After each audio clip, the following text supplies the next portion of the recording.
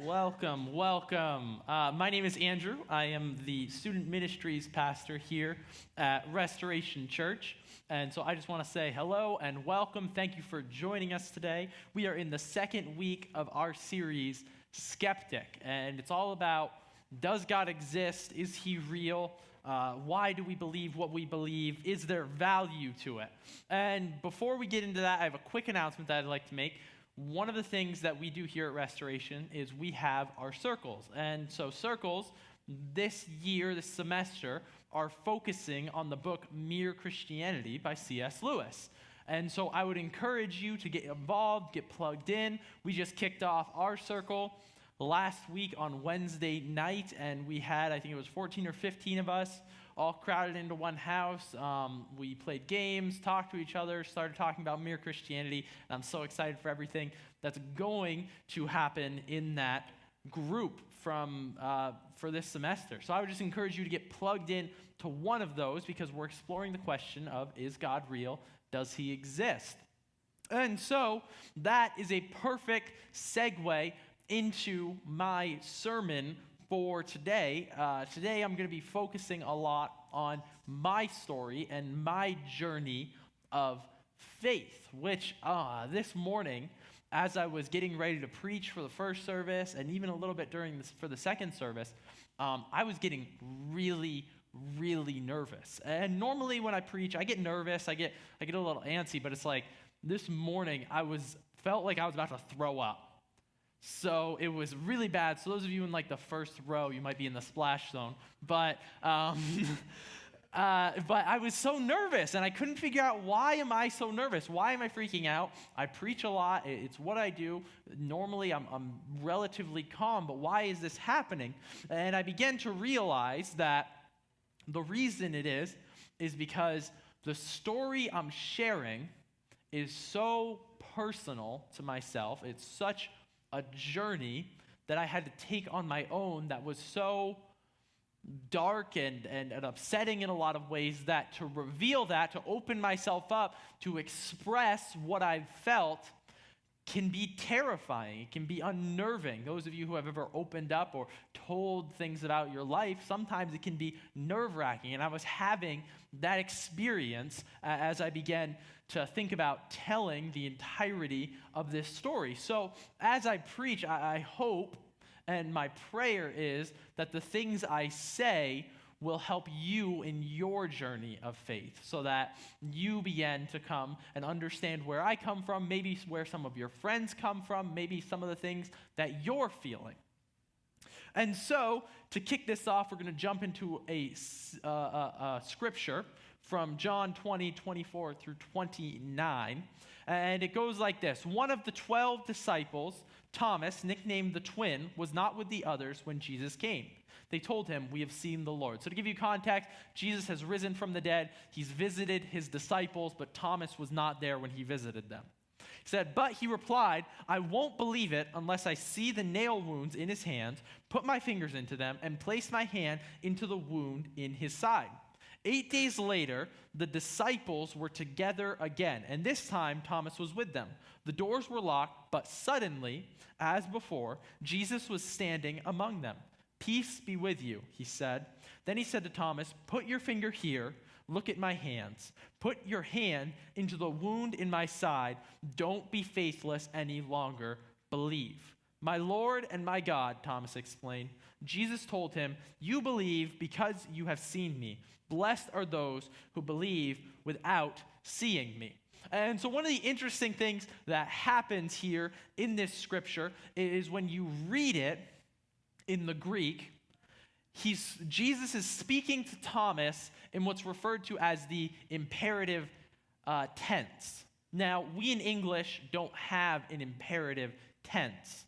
So the imperative is so we have past, present, future, perfect, pluperfect, all these weird terms. One of them is imperative, and it's in Greek, and we don't have an equivalent of that. And so the only way I can really explain what that actually is the best way to understand it is kind of like when your mom speaks in that commanding, business voice. So it's that moment when your mom says, "Get upstairs now.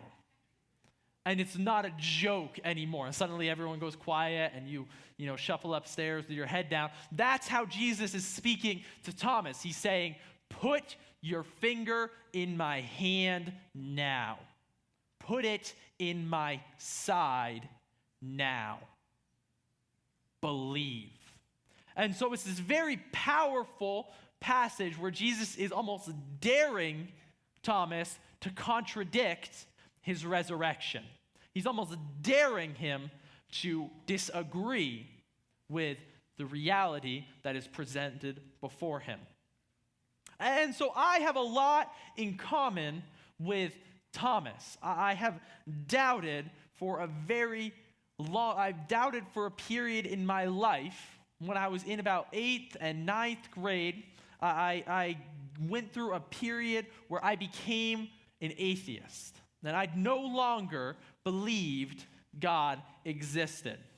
So I'm going to walk you through that story, how I ended up there in my life, how I went to such a dark place, and really we're going to walk through that journey, and then we're going to talk about what that means maybe for your faith journey, what it means for people you know's faith journey, and different things like that. And I hope that throughout this sermon, we can shift the conversation about atheism and about Christianity and about those in your life who you know don't believe in God.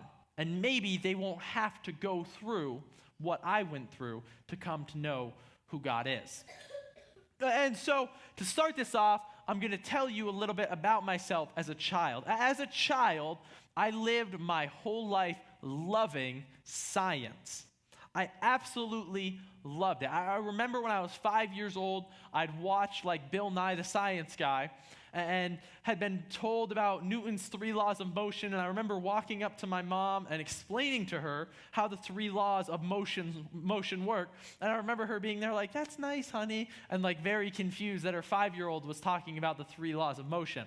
I remember I don't remember this, when my parents told me when I was about 3 years old, they bought me like this 400 page book called the Space Encyclopedia.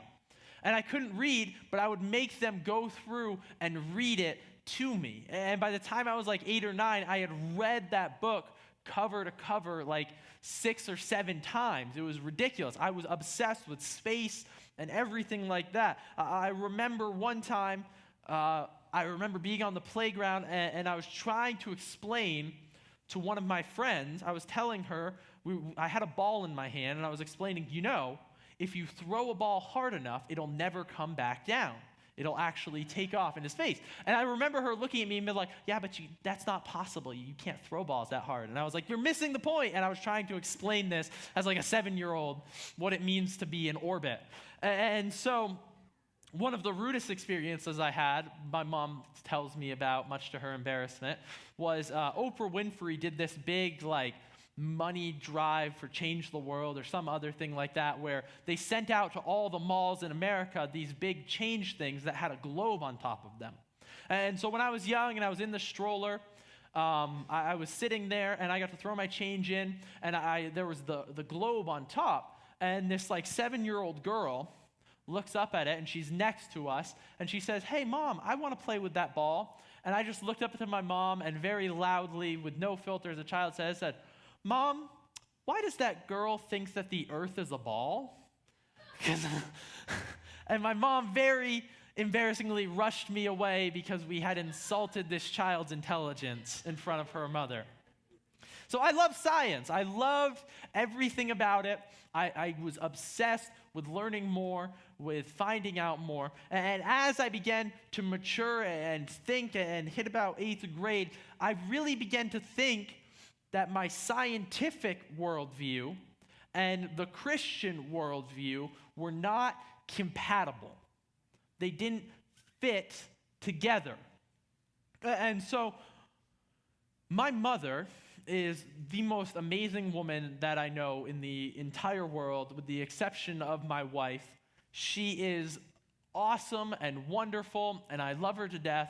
And I have to say that because she's going to watch this online later, and I don't want her offended with what I'm about to say.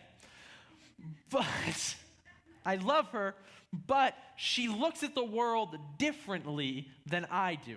She didn't have capacity to answer the questions I was raising.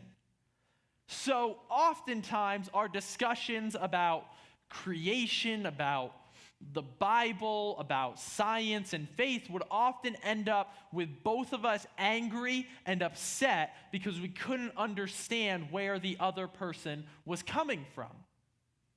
And so in the absence of having these questions answered, in the absence of having anyone to go to, I really came to a point where I just decided God did not exist. Now, this was probably during like my 8th grade year. I was very close. I was on that precipice of accepting that God didn't exist. And by 9th grade, I definitely didn't believe he existed. And so what I would do, and I remember this clearly, is I remember walking down the halls of my high school reciting to myself the reasons I didn't think God existed. Now, it's interesting that as an atheist, I picked up an almost religious practice of denying God's existence. And so I would recite these to myself almost as if they were prayers about nothing. And so I don't know if this happens to anyone. Maybe I'm just mentally not all quite there. But when I look back on those memories, it seems as if those memories are almost painted over with a gray tint. It's like I put the Snapchat filter of depression on my life in that moment. And so oftentimes, as I think back, I think about the dreariness and how sad and upsetting it was to be in that place. And the reason I began to act this way and think this way was because all meaning in my life had started to cease. See, I came to this understanding that if there was no God, if there was no creator, then ultimately everything was meaningless. And so when I came to that conclusion and that thought, my grades in school began to tank. My grades in school went way down. And the reason for that was I didn't have any incentive to try. There was no meaning in the world. What's the point of doing well in school and going to a good college and getting a good job if at the end of the day I'm going to be nothing? I'm going to cease. There's no ramifications for eternity in anything that I do. And that philosophy began to take hold in many areas of my life. And I decided finally to push it to the very limits of what I could. And so one day, before I went to bed, I decided and I started to think, and I was very obsessed with the idea of power and where authority comes from and stuff like that. And before I went to bed, I decided, you know what? My parents don't have any authority over me. They can't stop me from doing whatever I want. So tomorrow, when they wake me up for school, I'm just not going to go. I'm just going to flat out say no. And so I was proving a point in that moment. Whether or not they realized what it was, I knew what it was. I was proving to myself that they couldn't do anything to me. And so the morning rolls around, and my mom comes in normal to wake us up, do all that. And she shakes me. She's like, Andrew, time to get up and go to school. And I said, no. And so instantly her first reaction is concern and worry. She's like, why not? Are you okay? Are you feeling fine? I'm like, I'm just not going. She says, all right, get up. You need to go to school. I just said no.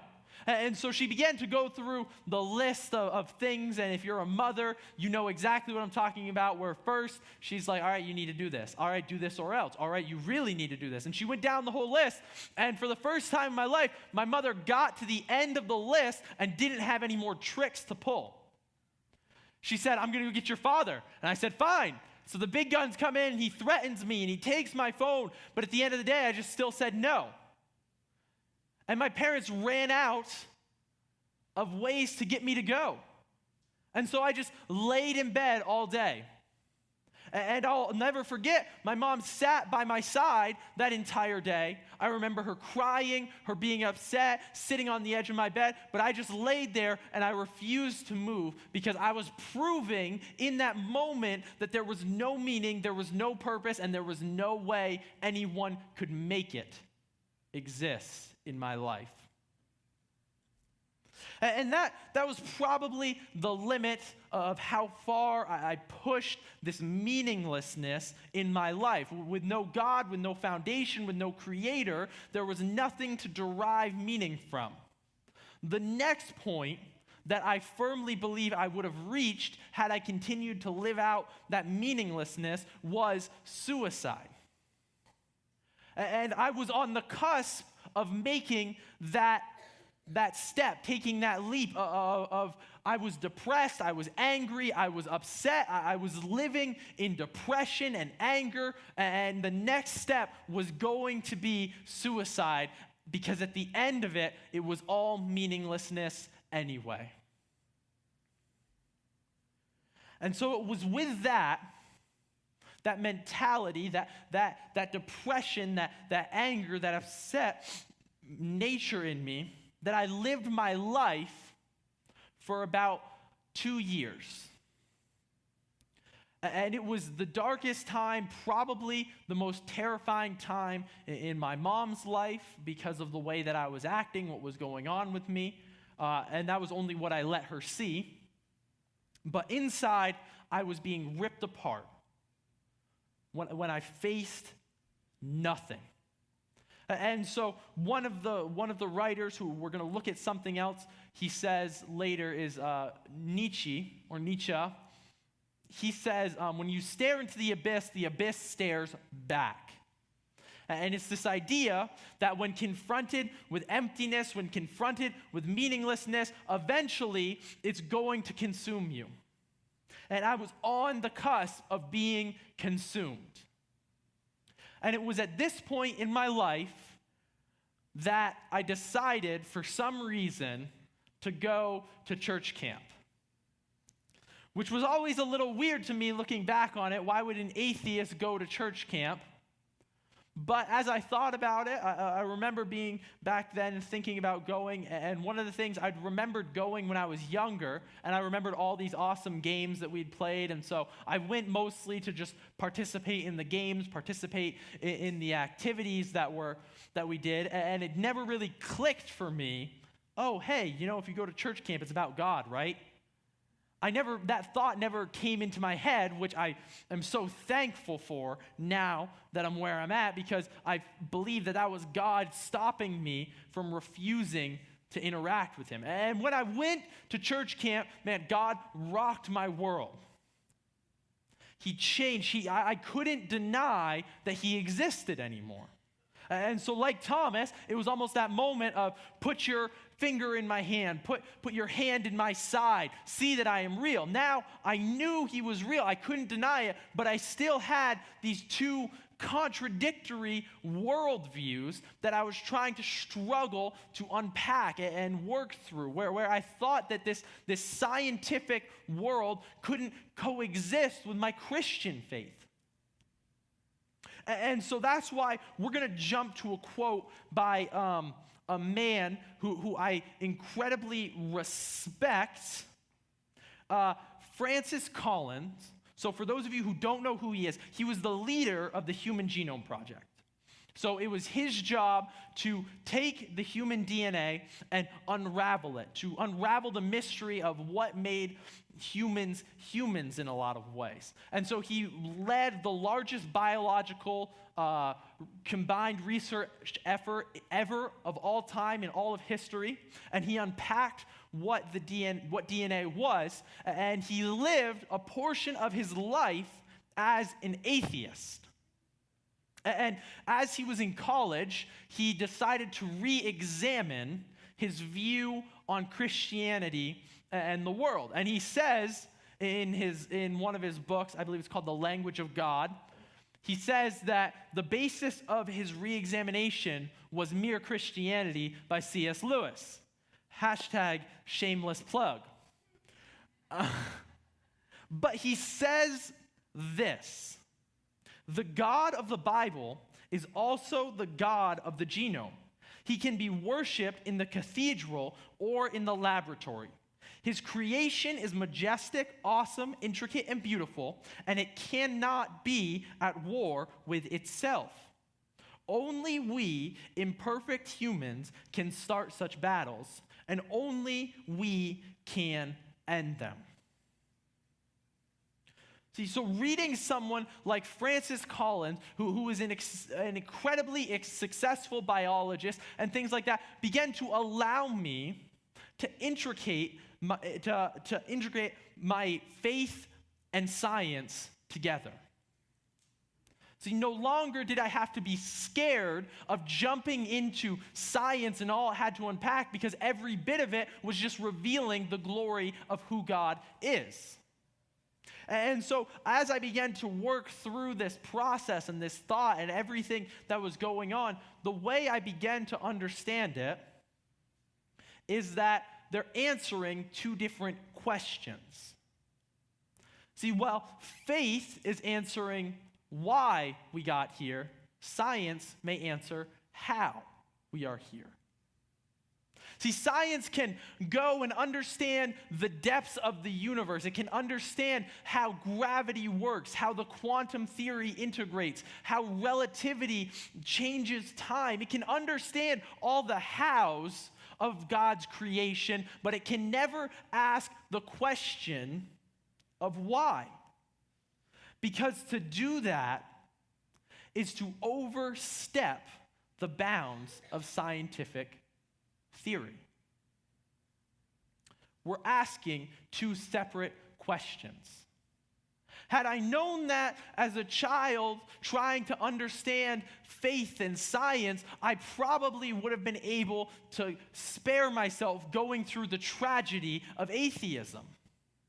If I had known that I was trying to answer two different questions, I was trying to fit a square peg in a round hole, I wouldn't have gone through what I went through. And so to touch on this idea and this thought process of what does it mean to abandon God? What does it mean to doubt his existence? I began to wrestle through that, and as I think through my story and all the meaninglessness I was walking in, I tried to find what it means to truly live without God. For me, it would have ended at suicide. But there is an example of a country who lived an atheistic worldview to its fullest. And I think this is a true representation of what an atheistic, completely secularized country is. And that country was Russia during the communist reign. Now, to give you some explanation of some of the things that occurred at that time was the goal of the Communist Party was to replace the religious institutions that existed. So, for instance, in Russia, during this reign, they tried to elevate the state to the place of God in a lot of ways. So, instead of having St. Patrick's Day in Russia during its time as the Soviet Union, they would have Hammer and Sickle Day.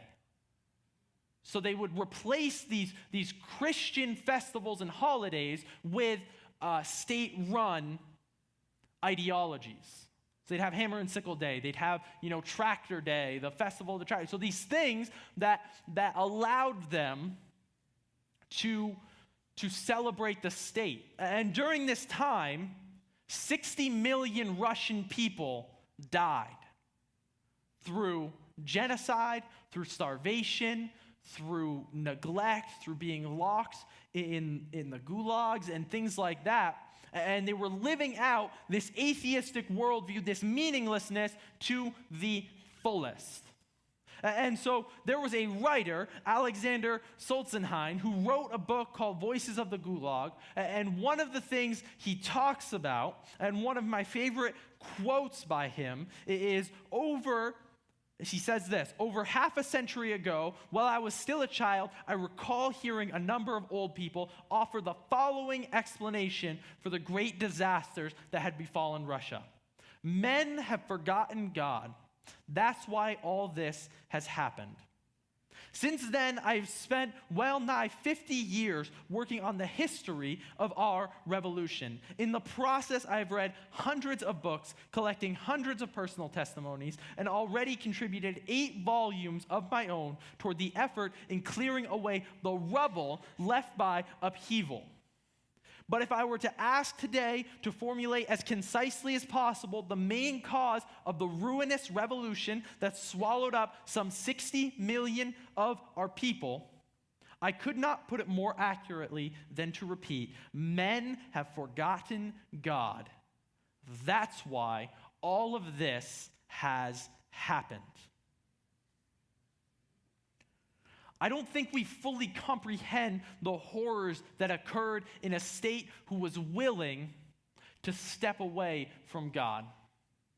There are testimonies that Solzhenitsyn writes where people hung up signs. The state had to produce propaganda reminding people not to eat their children. There were areas of Russia where butchers stopped selling cows because there weren't enough, and they started selling people. A society that has walked away from God to that level has no choice but to embrace meaninglessness. And I was right there with them, on the cusp of that meaninglessness, looking into the void and watching it stare back. Aaron wants to come up. So,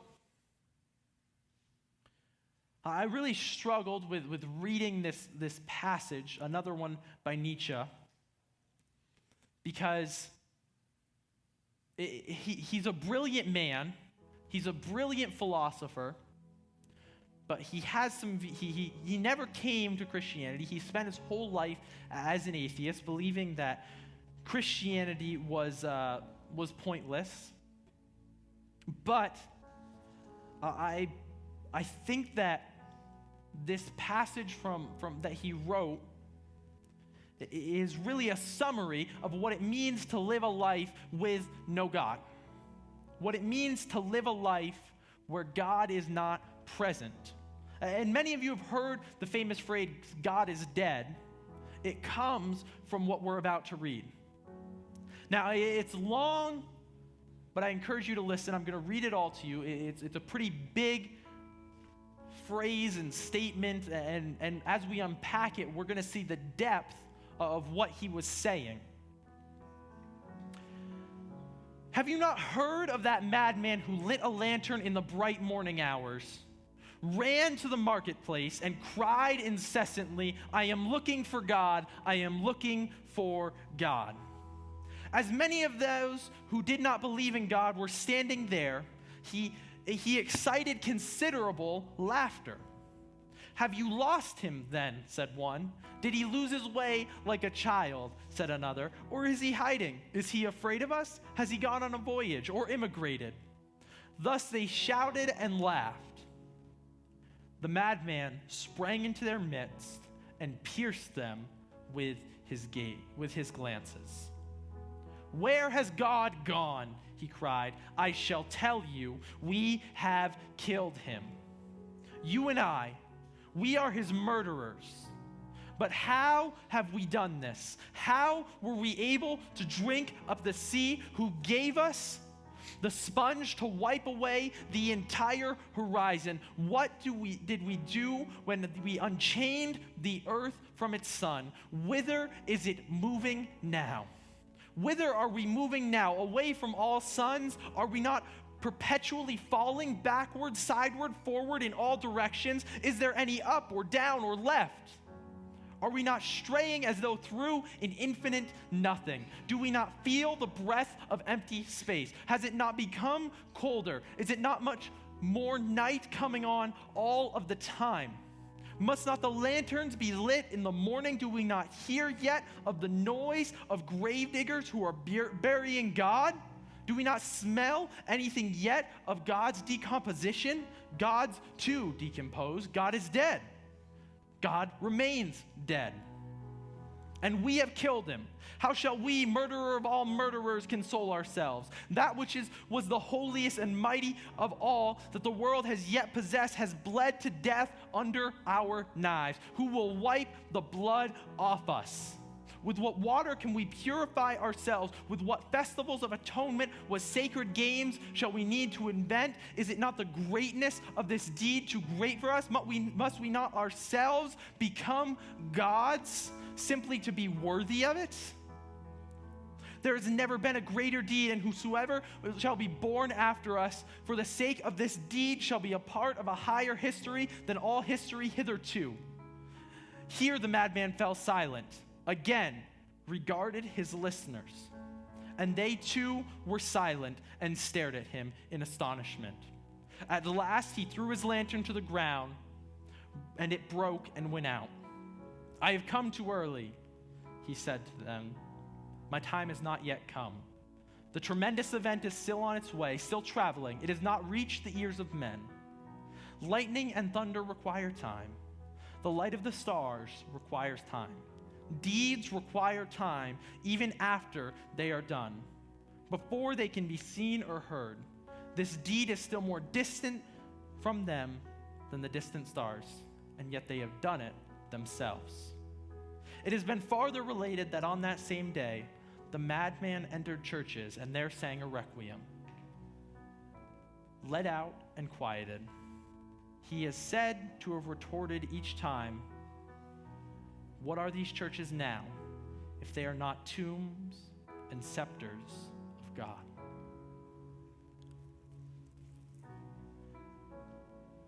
One of the things he says here that I really connected with, thought about, was what sacred games will we invent? Will we not need to become gods to deal with it? Nietzsche wrote these lines almost 100 years ago. Understanding and seeing where society and the world was headed. He understood, he saw the meaninglessness that would begin to perpetuate in our society, and I can think of nothing more emblematic or more symbolic of this state of meaninglessness that we're trying to overcome, these sacred games we play, than where we are at with a society, with the creation of these social media platforms that glorify us, with this idea and this thought that I need people's affirmation. I need people to confirm my worldview. I need people to say that I am perfect, that I'm good, that I'm great. If anyone says something contrary, I get destroyed. You've attacked me. You're killing me. When we live in a world of meaninglessness, when we live in a world where we believe God is dead, where we believe that there is no hope for the future, chaos reigns. Chaos infests every second of our life. And I remember living in a world where God is dead. I remember living that meaninglessness, where everything seemed too overwhelming. The vastness of the universe and the pointlessness of my existence threatened to overwhelm me, threatened to say to me that I am nothing. But the beauty of coming to know who God is knowing that yes, God was dead, but he's not anymore. My God died, I still have the blood on my hands. But that very act of death, that very act of sacrifice is what now says to me, you are pure. You are valuable. You are meaningful. My God did not stay dead. And as you wrestle through what it means to be a Christian, as you wrestle through this faith journey that you're taking, that you may begin to wonder and think, I would encourage you to take a step and ask the hard questions. Because we serve a God not of questions but of answers. The beauty of being a Christian is that we have an opportunity to learn and grow and ask questions in our faith. And I've been able to intricate my faith and my scientific worldview, and I can live a fuller life looking at the glory of His creation through science and through biology and through cosmology and through astronomy. And I can see, instead of an empty abyss glaring back at me, I see the eyes of the very Lord who created me. And you can be a part of that. And for those of you who have friends who may be atheists and may not believe in God, maybe you don't have the capacity to answer all their questions. But like my mother who sat at my bedside, you have the capacity to love them.